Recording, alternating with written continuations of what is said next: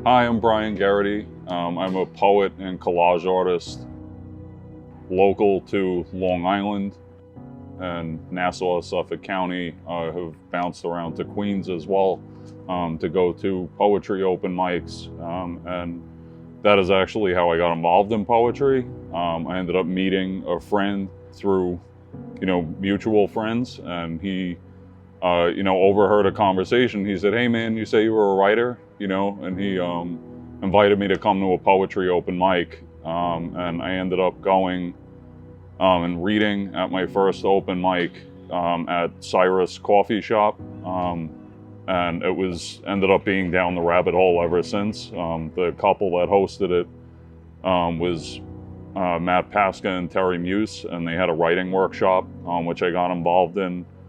And read poetry for, it's got to be going on 7 years now. And to fast forward a little bit, when pandemic hit, I didn't want to play with my emotions as a hobby anymore. So I kind of got involved in doing collages, made over 500 collages between paper and digital. And it's been interesting to see the interplay of the two things, because I swapped my collages out for poetry and then came back to poetry later on. And the metaphorical thinking of the poetry as far as the imagery and the different use of language and odd juxtapositions of words played a role in the collages that I make. And it's been kind of my process of writing went from stream of consciousness writing to kind of a stream of consciousness of writing with images, as I like to say, to just put together odd colors and image choices. Color is definitely a driver of my work as well. And it ended up being something that kept me sane during pandemic and helped me find, a community of people that became a chosen family for me. Electricity is my favorite meal. Our tongues taste tungsten. Paper cuts are the scars I savor. Hardly a swordsman, I at least boast a mean pair of scissors. I used to think Caliban had the life, monstrously developed, wildly articulate, and able to fend off distraction due to a less than perfect appearance. My life has been one big de Kooning. I mean, of course, a big blur.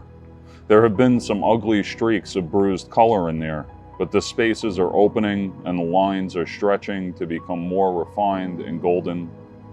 Enlightenment is finding the perfectly packaged light bulb. Mine keeps shattering. How about yours? I have melted into the nutrition facts I never read on soda cans, city buses, and cereal boxes.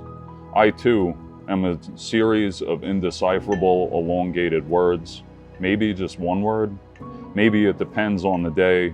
Maybe it depends on whether I'm raining or not, or whether or not my clouds have parted. The message written across the sky by an airplane is that the pilot is bad at punctuation, is running out of fuel, is a parachute ripcord waiting to be pulled. It is me, no, not him, the giant metallic bird-like contraption containing the pilot.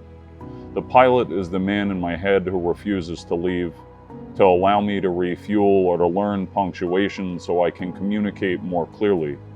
What I mean to say is that there is a pilot in my head that isn't really there. What I mean to say is I'm not really here. Are you? Scared and sacred share the same letters.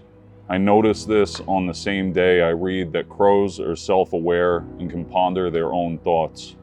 My mind is perpetually a tree filled with blackbirds brainstorming the demise of my past and future selves. Half of the time, I try to saw myself in half, divorce myself from the part of me that tears me apart, but I, unlike the self-aware crow, cannot fly away and am left to jog in place. Scared and sacred share the same letters. This rings true like a mug full of sea foam, salted and smooth on the way down, leaving a thirst quenched and unquenchable, revitalizing and ionizing. Stand steady as the waves crash against crow-filled craw, vision converting to blurs where the beak of thoughts turns to wingless birds.